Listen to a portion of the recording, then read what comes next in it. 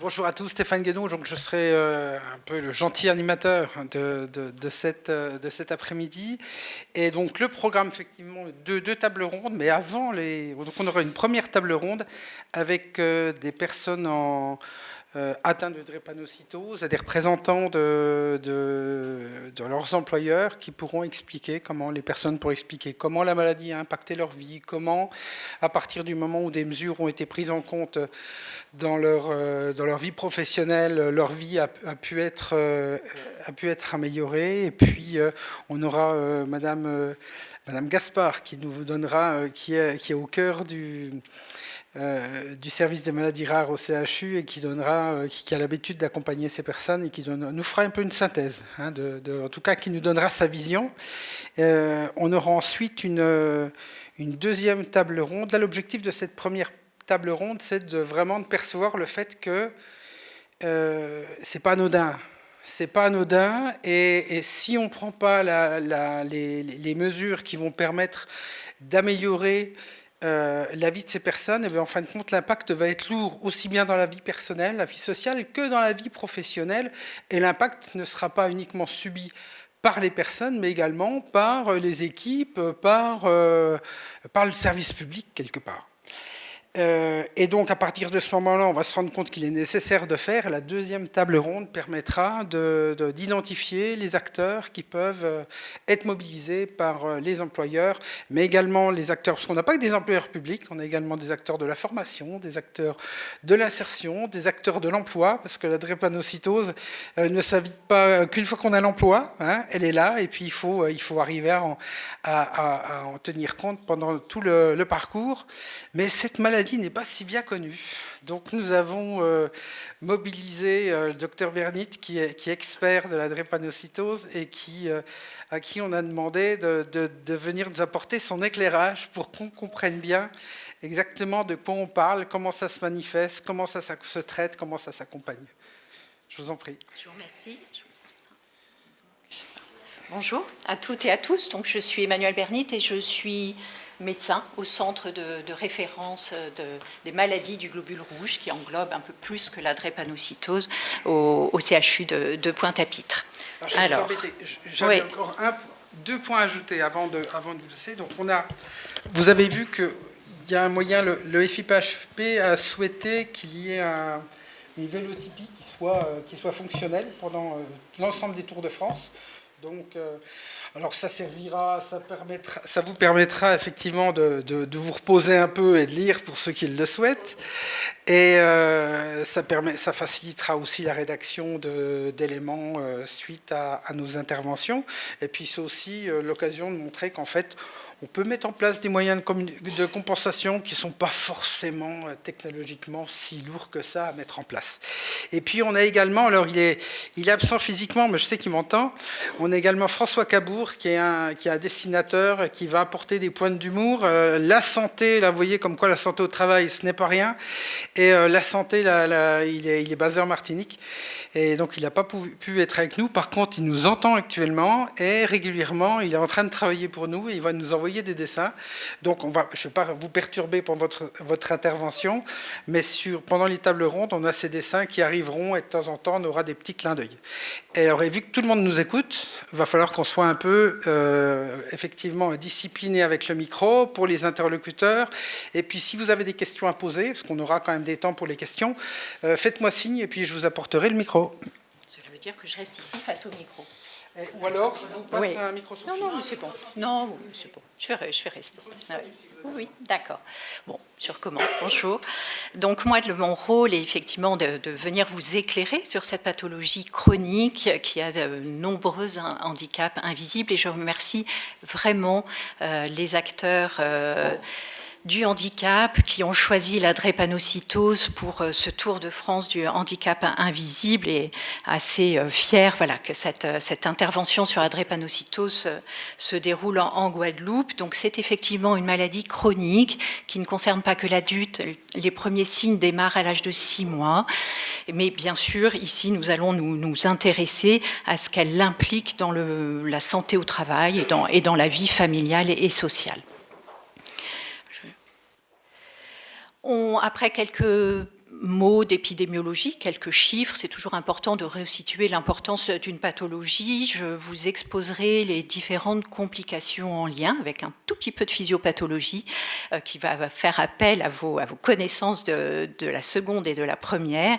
Puis ensuite, je vous présenterai les résultats d'une enquête qui a été réalisée au sein de l'unité auprès d'adultes en situation de travail ou de recherche d'emploi, et je partagerai avec vous quelques mises en situation. Je crois que les enjeux sont vraiment, vous l'avez très bien dit avant moi, c'est de pouvoir permettre aux patients d'avoir une activité professionnelle adaptée à son état de santé.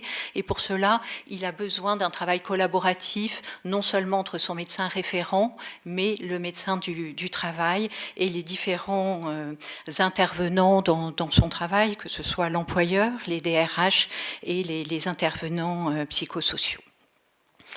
C'est la maladie génétique la plus fréquente dans le monde, en France et aux Antilles. Elle est reconnue comme une pathologie invalidante depuis maintenant un certain nombre d'années et comme un handicap. Malheureusement, elle reste encore extrêmement méconnue dans le grand public, en dehors des centres de référence.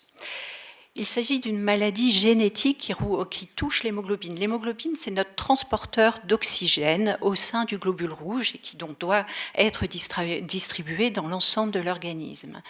Que veut dire cette transmission génétique autosomique? C'est-à-dire que pour être malade, il va falloir recevoir un gène muté de cette hémoglobine, du père, mais également de la mère. Il faut les deux gènes malades pour être atteint de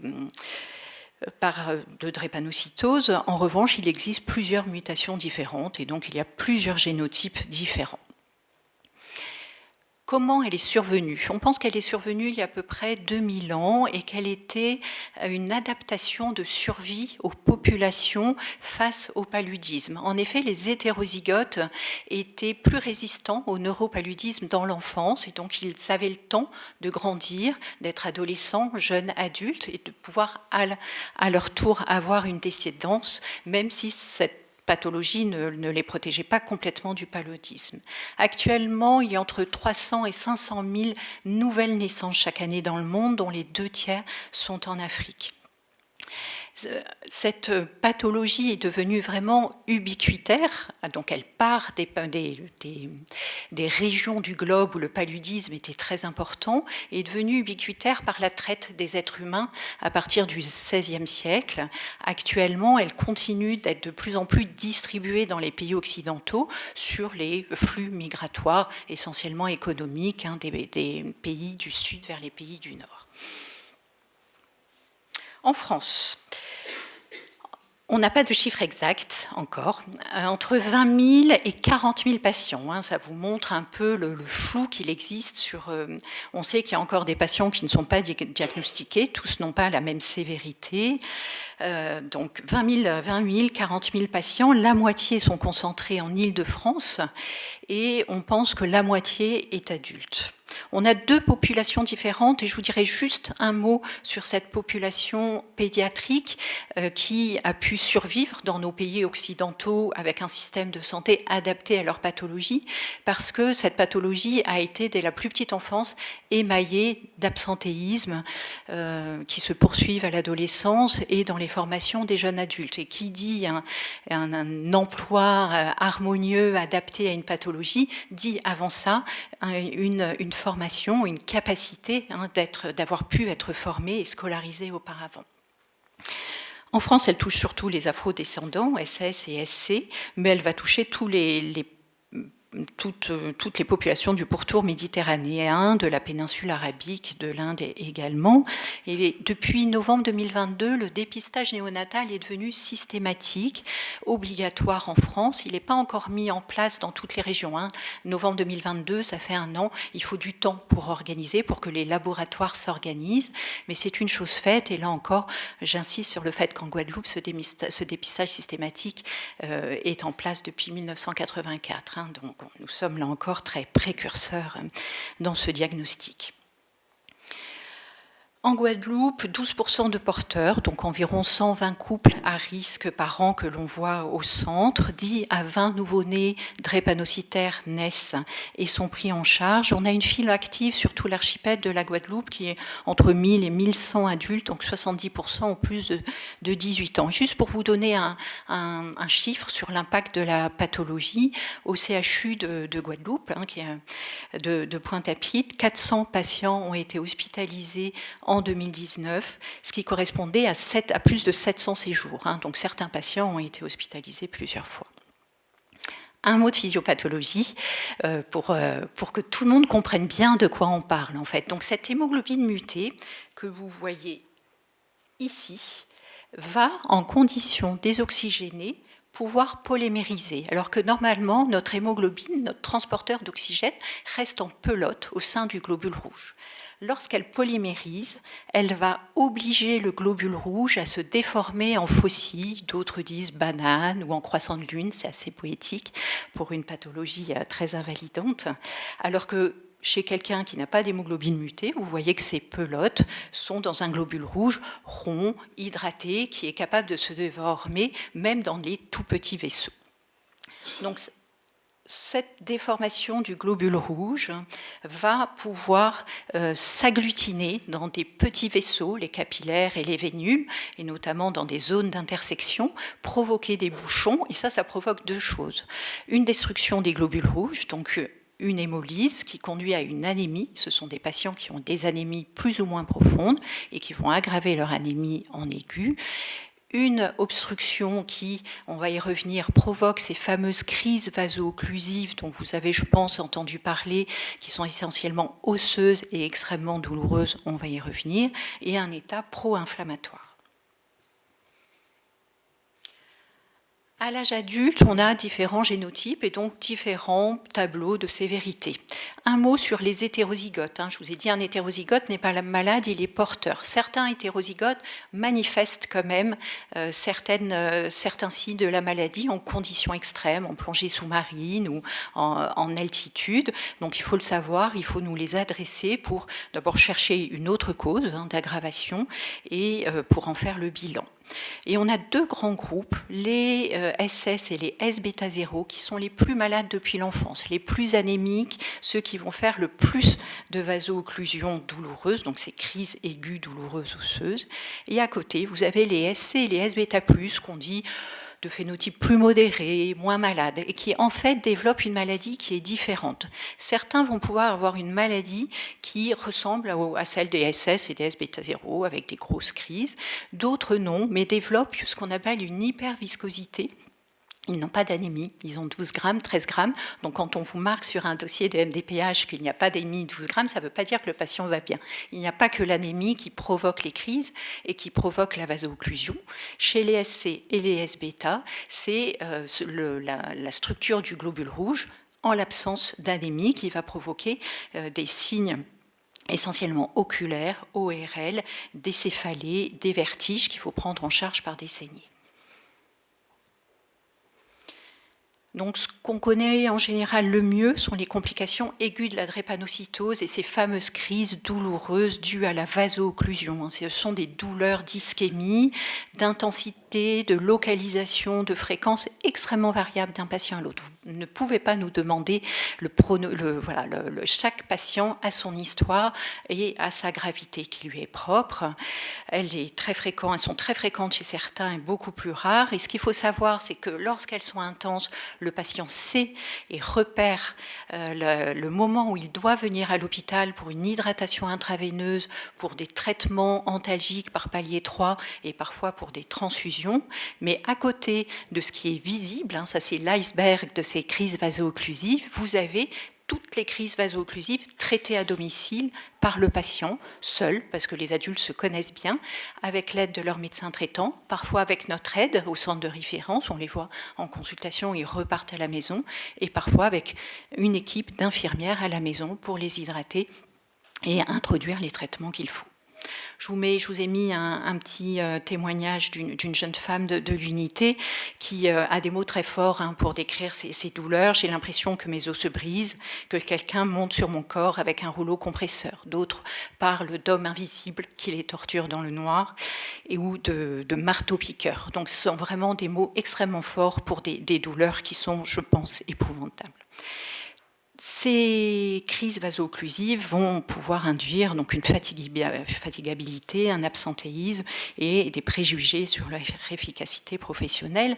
À côté de ça, on a des infections graves qui peuvent survenir. Ce sont des patients qui ont des anomalies au niveau splénique et donc un déficit immunitaire sur les infections bactériennes et virales. Il peut y avoir des complications pulmonaires de vaso-occlusion, des priapismes, qui sont des crises vaso-occlusives au niveau du pénis chez les hommes, extrêmement douloureux et invalidants, des atteintes hépatiques, des atteintes spléniques, une atteinte du système nerveux cérébral. Toutes ces complications aiguës peuvent mettre en jeu le pronostic vital du patient et doivent être prises en charge extrêmement précocement. On recherche avec le patient, c'est vraiment un travail de consultation et d'éducation, en groupe aussi, en éducation thérapeutique. On recherche les efforts, les facteurs déclenchants. Chaque patient a ses propres facteurs déclenchants, même si on repère un certain nombre de facteurs qui vont être importants à repérer dans l'appréciation aussi de leur poste de travail. Donc les efforts intenses ou prolongés, des constrictions dans une même position, de la même position d'un membre sur une tâche très répétée ou agenouillée par exemple, des variations de température, j'insiste sur la climatisation, nous sommes une région où nous aimons la climatisation, mais la climatisation très froide, ce que ne supportent pas du tout les patients, le manque d'oxygène sur des infections, la déshydratation sur une fièvre par exemple, sur des sueurs après un effort sportif, sur une gastro-entérite. Je dirai un mot un peu plus tard de la grossesse. Il faut savoir que le stress aussi chez ces patients peut déclencher des CVO importantes.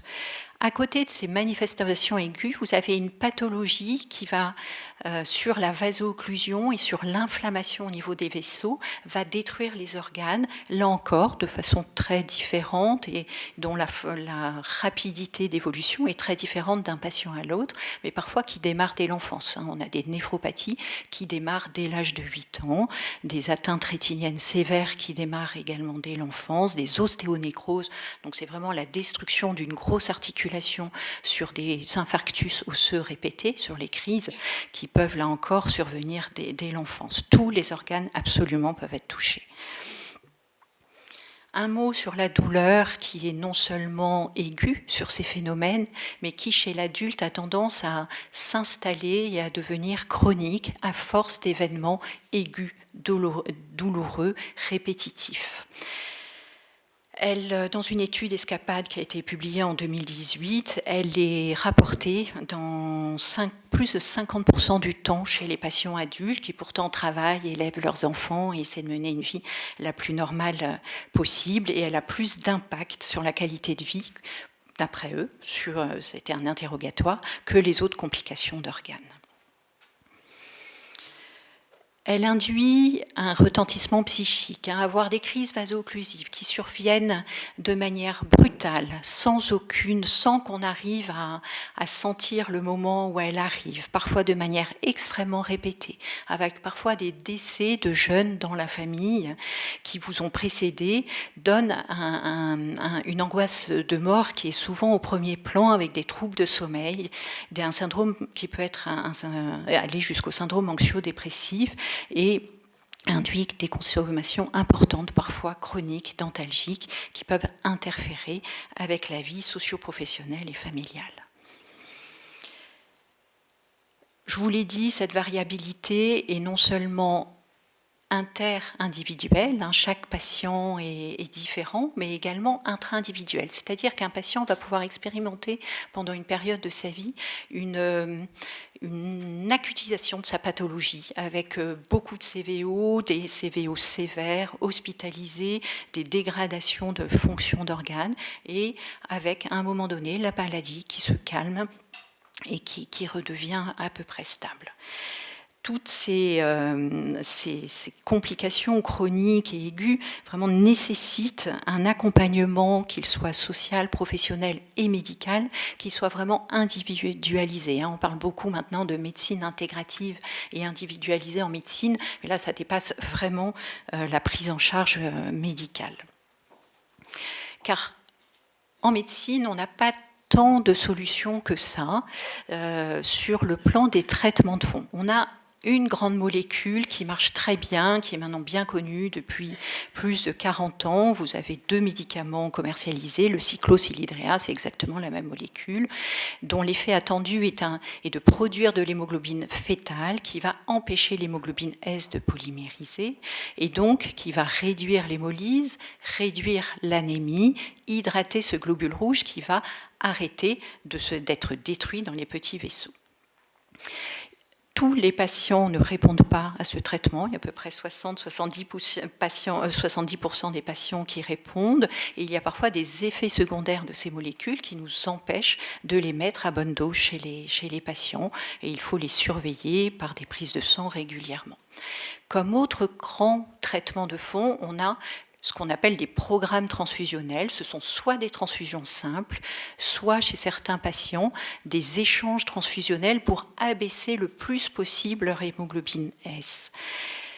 Certains patients ne peuvent pas recevoir ces thérapeutiques car ils sont allo-immunisés, on fait des réactions hémolytiques immunitaires gravissimes sur une transfusion et sont donc contre-indiqués aux transfusions. Des nouvelles molécules sont en train d'être mises en place sans efficacité remarquable pour l'instant. Il y a beaucoup d'essais thérapeutiques. Associés à ces thérapeutiques de fond, on a tous les traitements des complications d'organes qui surviennent les uns après les autres. Et donc, on a des patients adultes qui peuvent avoir beaucoup de comprimés à prendre par jour. La morbimortalité après 20 ans ne cesse de progresser, était catastrophique en 1973 où le premier chiffre apportait une espérance, une médiane de survie de 14 ans, puis on est passé à 40 ans. Je vous ai mis la survie moyenne aux USA qui est de 58 ans pour les SS et 66 ans pour les SC, mais vous savez qu'aux États-Unis, le système de santé est très inégalitaire et que les populations afro-descendantes ont beaucoup de mal à avoir accès à une médecine de qualité. Nous n'avons pas encore de médiane de survie en France. Elle est probablement de 10 à 15 ans supérieure à celle des États-Unis. Et de quoi peut-on décéder quand on a une drépanocytose ? On peut décéder d'une aggravation d'une complication chronique, mais il y a environ 30% des patients qui décèdent sans aucune complication chronique sur ces fameuses crises vaso-occlusives, notamment thoraciques, qui peuvent survenir des nouveau et du jour au lendemain. Un petit mot sur la grossesse. Très clairement, la grossesse va aggraver la drépanocytose et la drépanocytose aggrave la grossesse avec plus d'anémie, plus de thrombose, plus d'éclampsie, de complications obstétricales, plus de mort fétale in utero. Donc c'est vraiment une grossesse qui se prépare et vous allez pouvoir avoir des salariés qu'on met assez vite en arrêt de travail pour qu'elles soient dans les meilleures conditions possibles ou qu'on met en échange transfusionnel lorsque c'est possible, qu'elles ne sont pas immunisées. J'ai voulu dans cette diapositive vous reprendre un peu les différents impacts de ces complications qu'on vient de lister ensemble. Donc vous avez l'asthénie, la fatigabilité de l'anémie, la dyspnée aussi au moindre effort sur l'anémie, les douleurs aiguës, chroniques, l'impotence fonctionnelle sur les ostéonécroses dont on a parlé également, les atteintes viscérales, l'atteinte psychique, la grossesse puisqu'elle va aggraver également la drépanocytose avec des arrêts de travail qui chez certains patients sont importants. Ces impacts réclament des besoins spécifiques et je pense que cet après-midi va être le lieu de les évoquer, de les réévoquer. Nous avons de la chance d'avoir des associations de patients en nombre et des patients qui sont venus à l'appel et je pense que ça va être vraiment important de les discuter avec eux. On cherche à éviter les facteurs favorisants, donc nous en consultation, mais vous également sur le lieu du travail. Il va falloir prendre en compte le degré d'anémie, prendre en compte les douleurs, les impotences fonctionnelles émotionnelles qui sont vraiment singulières d'un patient à l'autre, et également sur les arrêts de travail, préparer les retours à l'emploi après une CVO, par exemple. Il peut y avoir un arrêt de travail de 15 jours, 3 semaines après une CVO grave, et je pense qu'il y a un véritable travail de retour à l'emploi à faire ensemble. Je vous présente ici les résultats d'une enquête drépanocytose et emploi qui a été menée par notre assistante sociale, Madame Anita Rosier, entre juin et août 2021. C'était une enquête en ligne qui avait pour objectif de décrire les conditions d'emploi des personnes drépanocytaires, d'identifier les freins et les difficultés rencontrées par elles pour l'accès, le maintien et le retour à l'emploi et appréhender leurs relations au travail. On n'a pas eu beaucoup de retours, c'est toujours difficile d'avoir des réponses aux questionnaires, surtout en ligne. Je pense qu'il faudrait la refaire différemment, proposer en consultation par exemple, pour motiver un peu plus les patients. 30 patients vivant en Guadeloupe, âgés de 18 à 59 ans, dont 80% étaient des femmes, ont répondu à cette enquête et nous donnent quand même certains éléments de réponse. 50% d'entre eux étaient en activité professionnelle, 10% en formation, 30% sans activité professionnelle, et bizarrement sur une enquête sur le travail, 10% ne se sont pas prononcés. Ce qui montre probablement que c'est une question douloureuse pour le patient adulte. 73% d'entre eux ont déjà fait une demande auprès de la MDPH, essentiellement pour avoir une reconnaissance par le biais d'une RQTH ou pour essayer d'obtenir une AAH. L'objectif des patients était vraiment de connaître, de faire valoir leurs droits pour faciliter leur accès et le maintien en emploi. 61% d'entre eux ont une RQTH et 8 patients n'avaient fait aucune demande, avec comme raison invoquée la méconnaissance de leur éligibilité. Sur ces 30 patients, 15 étaient en emploi et vous voyez que ces chiffres sont intéressants. 87% sont à temps plein, 80% jugent positivement l'impact du travail sur leur vie et 80% se projettent dans la poursuite de leur activité professionnelle. Je trouve que c'est très très porteur d'espoir et de la volonté des patients d'avoir une activité professionnelle.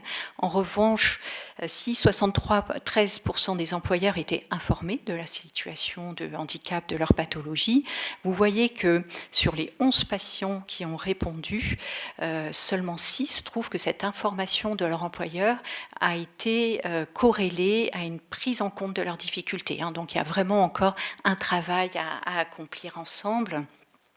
Et seulement 2 des 10 patients qui avaient une RQTH rapportaient également une amélioration de leurs conditions de travail. Donc là encore, ça montre le travail à accomplir. 3 patients en emploi, on ne peut pas dire grand-chose, mais le paramètre drépanocytose avait été intégré dans leur choix de leur formation et de leur travail, ce qui est parfois douloureux. Moi, j'accompagne des jeunes patients au moment de la transition, au moment où se pose la question du choix professionnel, et beaucoup ont envie de faire un métier qui n'est pas forcément compatible avec leur état de santé, ou en tout cas ont l'idée que c'est interdit. Je pense qu'il y a un travail aussi à faire avec ces jeunes pour les accompagner dans des formation. Par exemple, certains rêvent d'être pâtissiers.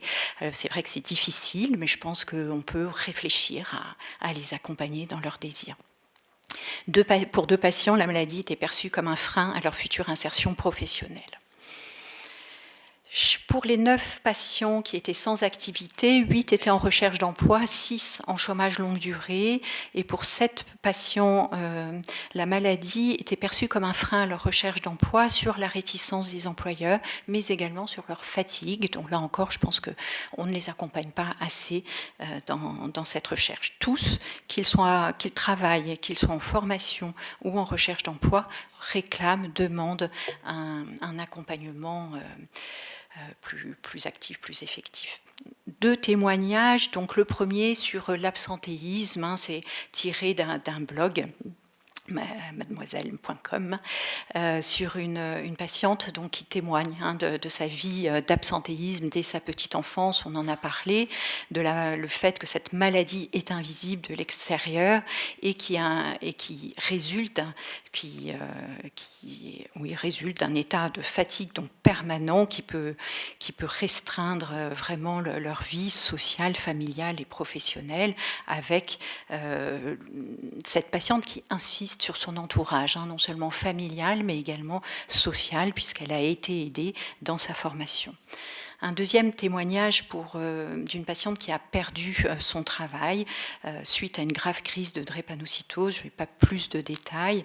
Et elle dit: j'ai tellement travaillé dur et fait des sacrifices pour me bâtir une carrière parce que j'ai vraiment tout fait pour annihiler l'impact de la maladie.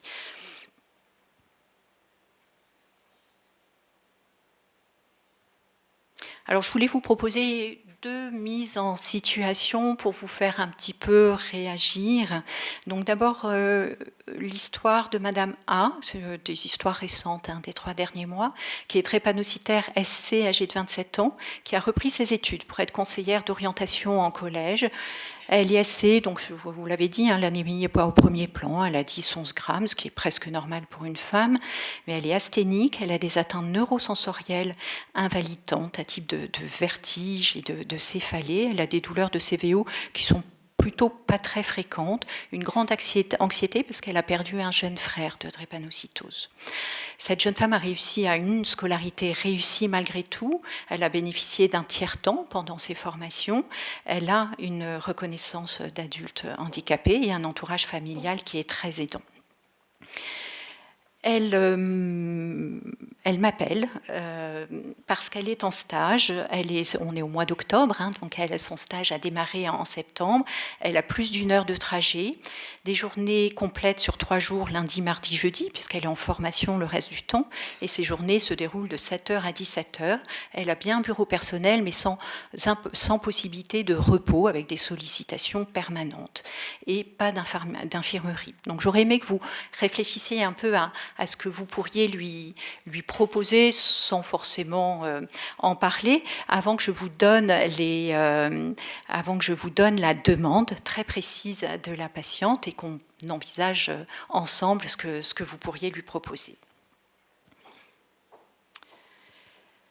Donc ce qu'elle demande, c'est que dès cette année, donc son année de stage, soit aménagé son temps de travail pour avoir au moins une interruption d'1h30 entre midi et 2, avec possibilité de s'allonger et de se reposer sans s'être dérangé, donc en dehors de son bureau.